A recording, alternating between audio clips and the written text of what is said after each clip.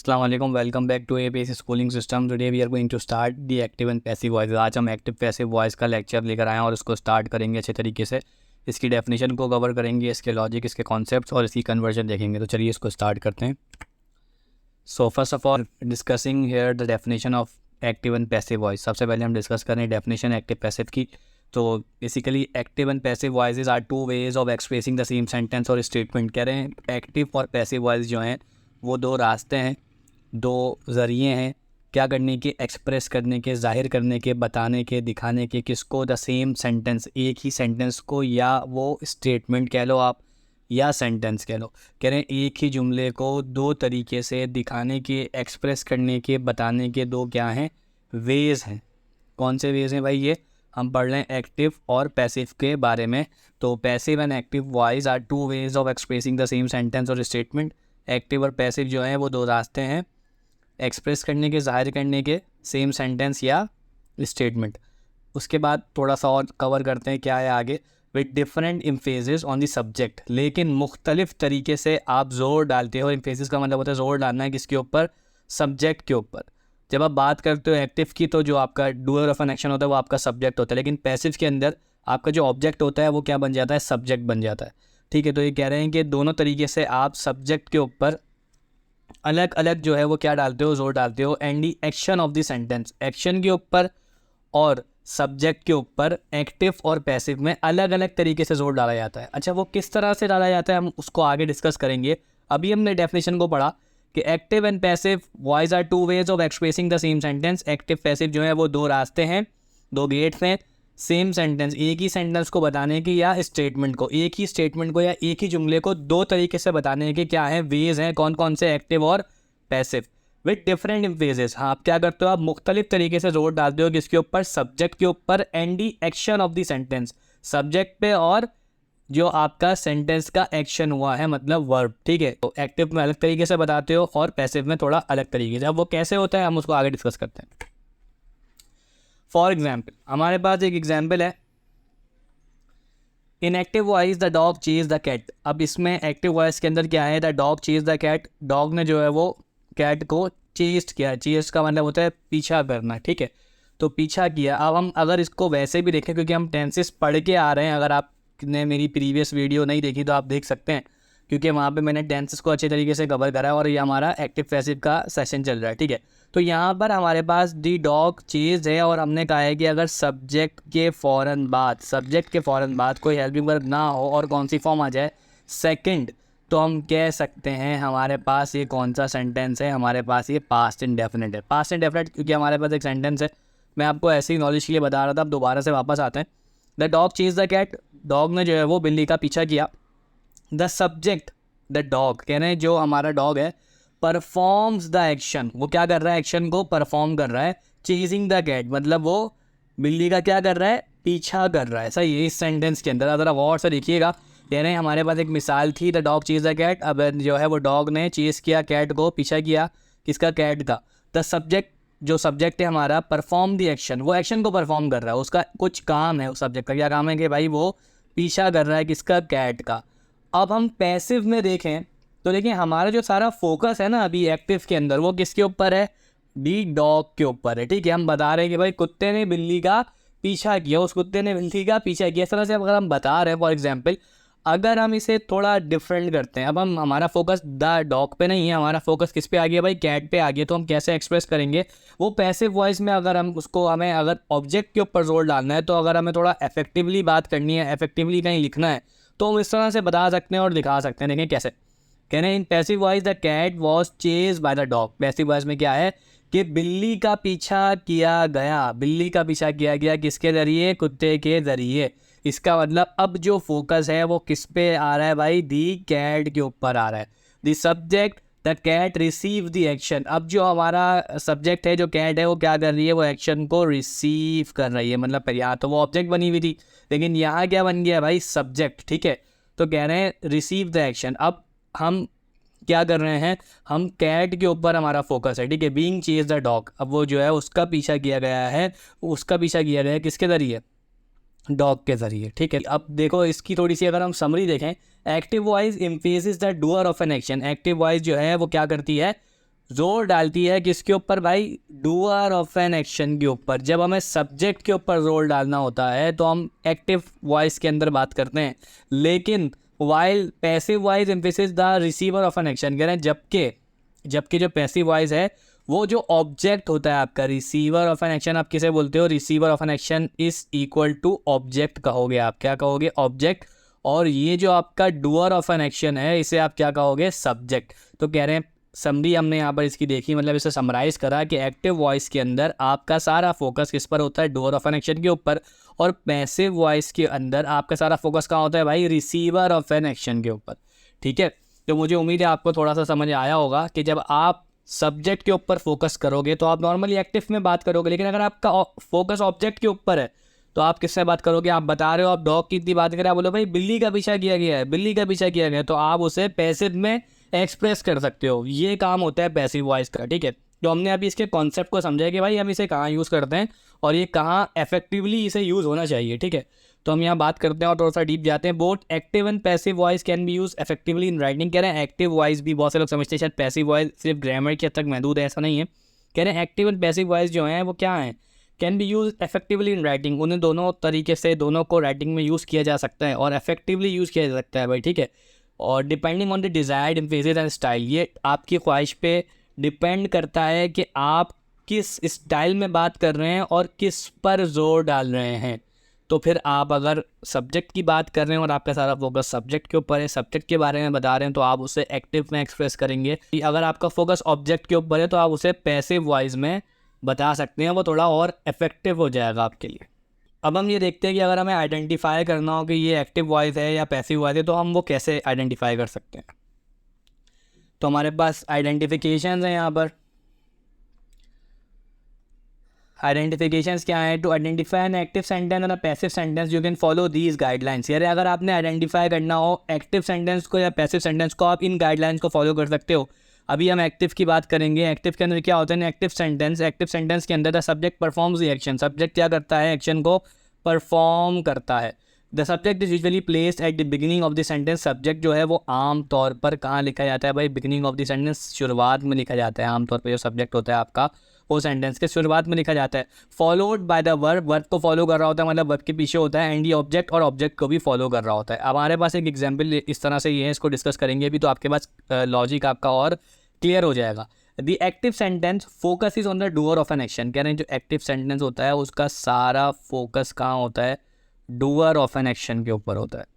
ठीक है, कह रहे हैं the active sentence focus on the doer of an action, जो हमने प्रीवियस बात करी, मतलब हमने ये 3 रूल्स देखे कि एक्टिव सेंटेंस के अंदर सब्जेक्ट एक्शन को परफॉर्म कर रहा होगा, सब्जेक्ट जो है वो स्टार्टिंग में आएगा और वर्ब को फॉलो कर रहा होगा और ऑब्जेक्ट को फॉलो कर रहा होगा। ठीक है, उसके बाद बात कर रहे हैं the active sentence focus is on the doer of an action, और एक्टिव सेंटेंस का सारा फोकस कहाँ होता है भाई, डूअर ऑफ द एक्शन के ऊपर होता है। अब हम यहाँ देखते हैं कोई सेंटेंस।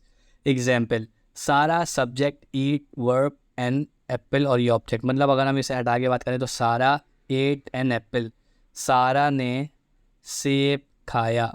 ठीक है, अब सारा के बारे में बात हो रही है, फोकस सारा के ऊपर है, एप्पल के ऊपर नहीं है। तो सारा हमारा सब्जेक्ट है, ये हमारा वर्ब है और सेकंड फॉर्म है वर्ब की। ठीक है, और ये हमारा क्या है, ऑब्जेक्ट, रिसीवर जिसे बोलेंगे। देखिए काम करने वाला कौन है, सारा, सारा काम कर रही हैं, सारा बाजी क्या काम कर रही हैं, सारा बाजी सेब खा रही हैं। ठीक है, तो एक्शन किसके ऊपर आ रहा है, एप्पल के ऊपर, मतलब एप्पल खाया जा रहा है। तो एक्शन जो सारा बाजी हैं हमारी वो एप्पल को खा रही हैं, तो उनके एक्शन को कौन रिसीव कर रहा है, एप्पल रिसीव कर रहा है। तो एप्पल हमारा होगा ऑब्जेक्ट और सारा जो है वो हमारा क्या होगा, सब्जेक्ट। ठीक है, उसके बाद अगर हम बात करें पैसिव सेंटेंस की, हम इसको कैसे देखेंगे पैसिव के अंदर। वैसे पैसिव की एग्जांपल्स मैं आपको बता दूंगा और सिंपल भी कर दूंगा, लेकिन अभी मैं आपको थोड़ा सा इसका लेक्चर दे रहा हूँ पैसिव का। ठीक है, तो ये कह रहे हैं in a passive sentence the subject receive the action. Passive sentence के अंदर क्या होता है, जो आपका सब्जेक्ट होता है वो एक्शन को रिसीव करता है। ठीक है, देखो अब आप इसमें डिफरेंस देखना, इसका डिफरेंस क्या है, इसमें सब्जेक्ट परफॉर्म कर रहा है एक्शन को और इसमें सब्जेक्ट रिसीव कर रहा है एक्शन को। ठीक है, the object is usually placed at the beginning of the sentence followed by the verb and the subject. और कह रहे हैं जो ऑब्जेक्ट होता है वो आमतौर पर सबसे पहले लिखा जाता है। ठीक है, और फॉलो कर रहा होता है वो वर्ब को और सब्जेक्ट को। देखो कैसे भाई, एन एप्पल आ गया पहले। अब ये सेब जो है ये क्या है, object. An apple was eaten by Sara. अब सेब खाया गया, सेब खाया गया सारा के ज़रिए, ठीक है। तो यहाँ पर हमारा जो फोकस है वो किस पर है, एप्पल के ऊपर है। अब हमने एप्पल के ऊपर एप्पल के बारे में बात करनी थी, तो सारा के ऊपर फोकस नहीं था, तो हमने उसे पैसिव वॉइस में एक्सप्रेस कर दिया, ठीक है।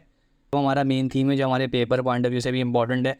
पेपर के अंदर क्या होता है भाई, पेपर के अंदर आपको कुछ सेंटेंसेस दिए जाते हैं और कहा जाता है कि आपने इन्हें कन्वर्ट करना है पैसिव वॉइस के अंदर। तो हम स्टार्ट कर रहे हैं पास्ट इंडेफिनिट से, देखिएगा। और हमारे पास पास्ट इंडेफिनिट के अंदर आपको बताया है कि मैंने आपको जो टेंस पढ़ाए थे, तो पास्ट इंडेफिनिट को मैंने आपको हेल्पिंग वर्ब और फॉर्म ऑफ वर्ब के हिसाब से पढ़ाए थे। तो पास्ट इंडेफिनिट जब भी आपके जहन में बात आएगी तो मैंने आपको कहा था कि आपने क्या याद रखना है, कि आपने रखना है याद कि पास्ट इंडेफिनिट में आपकी जो फॉर्म है वर्ब की वो कौन सी यूज़ होती है, जो हमने FOV पढ़ा था वो कौन सी यूज़ होती है, सेकंड फॉर्म। और आपके जो हेल्पिंग वर्ब हैं, जो आपका क्या है हेल्पिंग वर्ब, वो यूज़ होता है डिड। लेकिन कहाँ यूज़ होता है, वो यूज़ होता है नेगेटिव के अंदर, और वो यूज़ होता है इंटेरोगेटिव सेंटेंसेस के अंदर, ठीक है ना। ये एक्टिव वॉइस की बात हो रही है। ये जो फार्मूला है हमारा पास्ट इंडेफिनिट का, ये किसका है भाई, अभी हमारे पास ये फार्मूला हम बात कर रहे हैं किसकी, एक्टिव वॉइस में। अब अगर हमें कन्वर्ट करना हो पैसिव में तो हम कैसे करेंगे, उसको देखिएगा ज़रा। अब हमारे पास ये पैसिव का केस आ गया। पैसिव का केस क्या है कि आपने पास्ट इंडेफिनिट के अंदर यहाँ पर वॉज और वर का इस्तेमाल करना है। पैसिव वॉइस के अंदर एक बात कॉमन है, जब भी आप पैसिव वॉइस से रिलेटेड किसी भी टेंस के सेंटेंस को क्रिएट करेंगे, आपने जहन में ये बात रखनी है कि सारे पैसिव वॉइस के अंदर थर्ड फॉर्म लगती है सब में, ठीक है। हम 8 पैसिव वॉइस जो हैं वो according to the rules of English बनाए जाते हैं। मतलब आपके पास टेंसेस कितने होते हैं, 12, ठीक है। तो 12 में से आप सिर्फ और सिर्फ 8 का पैसिव वॉइस बना सकते हो, ठीक है। ये ग्रामर का रूल है। जो बाकी के 4 हैं उनका पैसिव वॉइस नहीं बनता, ठीक है भाई। तो कह रहे हैं हमने पास्ट इंडेफिनिट को अगर हमने एक्टिव में बात करेंगे तो उसमें वर्ब की सेकंड फॉर्म और डिड यूज़ होता है। लेकिन पास्ट इंडेफिनिट का अगर हमें पैसिव बनाना हो तो was were plus third form. Was were के साथ हम कौन सी फॉर्म यूज़ करेंगे, थर्ड फॉर्म। ये किसके केस में बात हो रही है, पैसिव वॉइस के अंदर, ठीक है। और किसकी बात हो रही है, पास्ट इंडेफिनिट की। पास्ट इंडेफिनिट का नॉर्मल सेंटेंस कैसे बनाया जाता है, वर्ब की सेकंड फॉर्म और डिड के साथ नेगेटिव और इंटरोगेटिव के अंदर।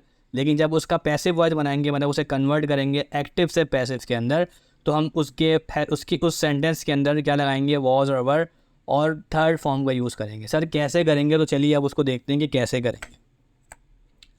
अब for example let's use the sentence, ठीक है। हम सेंटेंस को अब यहाँ पर यूज़ कर रहे हैं। एक्टिव वॉइस में एक सेंटेंस है, the teacher corrected the test, ठीक है। टीचर ने जो है वो टेस्ट को करेक्ट किया।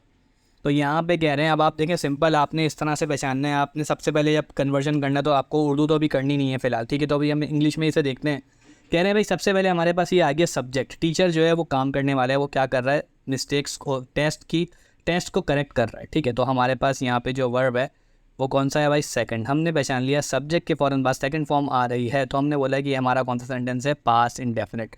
अब हमने सोचना है कि पास्ट इंडेफिनिट का हमने पैसिव कैसे बनाना था। तो पैसिव के अंदर हम क्या करते हैं, वॉज और वर यूज़ करते हैं पैसिव में, किसके, पास्ट इंडेफिनिट की। और वर्ब की थर्ड फॉर्म तो सबके साथ है, मैंडेटरी है। तो अब हम यहाँ पर देखेंगे इसका पैसिव कैसे बनेगा। देखें हमने कुछ नहीं किया, हमने सबसे पहले हमारा जो रूल है ना एक्टिव से पैसिव देखिए हमने कुछ नहीं किया। हमारा जो सबसे पहला रूल है ना एक्टिव से पैसिव में जाने का, हमने सबसे पहले आइडेंटिफाई करना होता है कि सब्जेक्ट कहाँ है और ऑब्जेक्ट कहाँ है, और उसके बाद उन दोनों को आपस में रिप्लेस कर दिया जाता है। ऑब्जेक्ट जो है वो सब्जेक्ट की जगह ले लेता है और सब्जेक्ट जो है वो ऑब्जेक्ट की जगह ले लेता है, ऐसा ही है।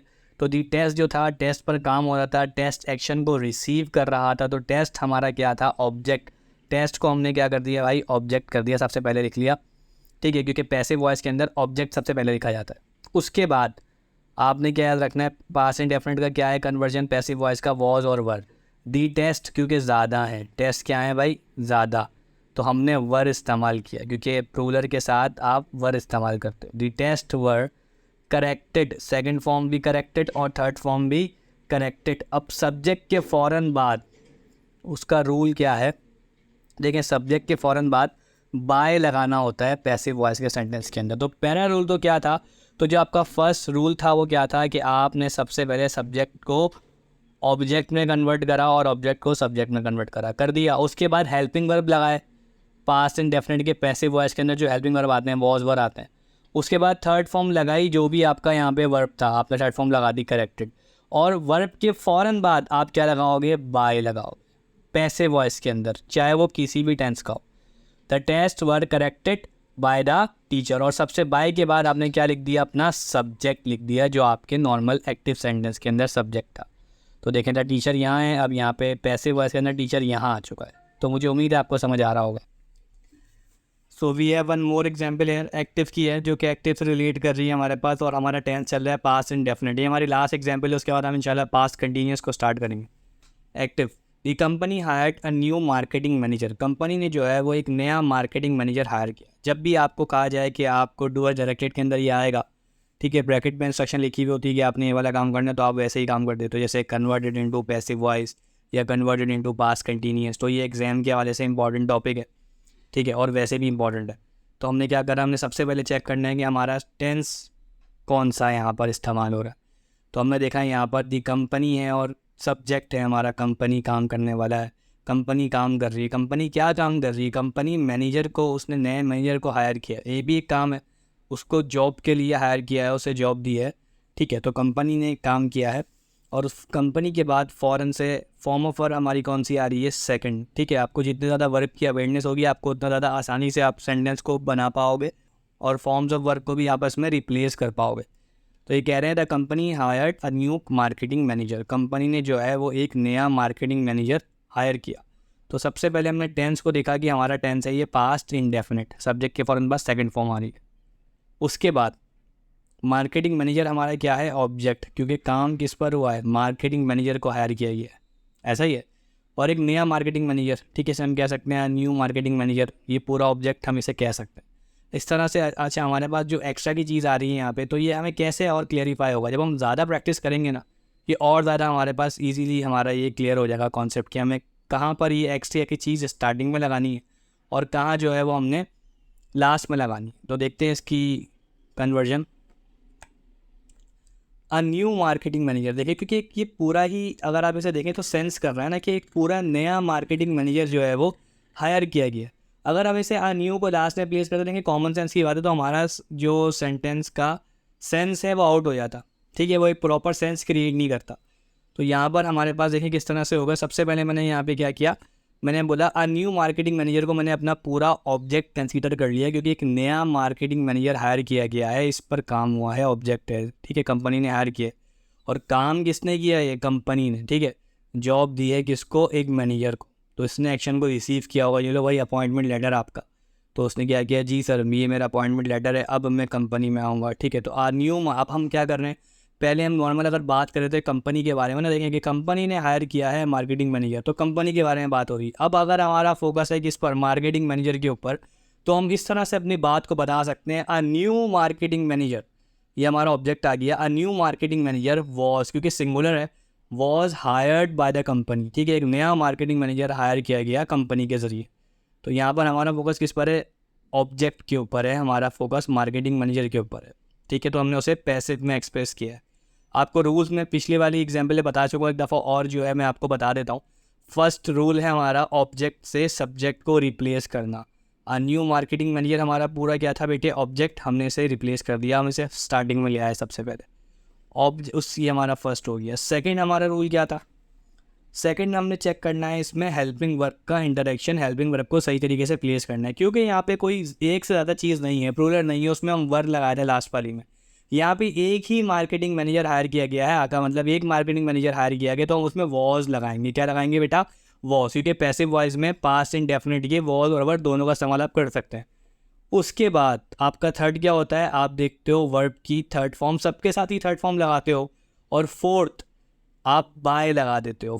फौरन से वर्ब की थर्ड फॉर्म के बाद आप क्या लगा दोगे, बाय, देखो यहाँ पे बाय लगा हुआ है, ठीक है जी। उसके बाद लास्ट में आपका क्या आ जाएगा, सब्जेक्ट प्लेस कर दोगे आप, और आपका सब्जेक्ट क्या था, दी कंपनी। इस तरह से आपका पूरा एक सेंटेंस कंप्लीट हो गया, a new marketing manager was hired by the company. Thank you so much for listening me. अच्छे तरीके से बेटा इसको देखिएगा, कोई इशू हो, कोई सवाल हो तो मुझसे आप पूछ सकते हैं, और उसके बाद हम इसकी और प्रैक्टिस करेंगे तो हमें ईजिली समझ आ जाएगा।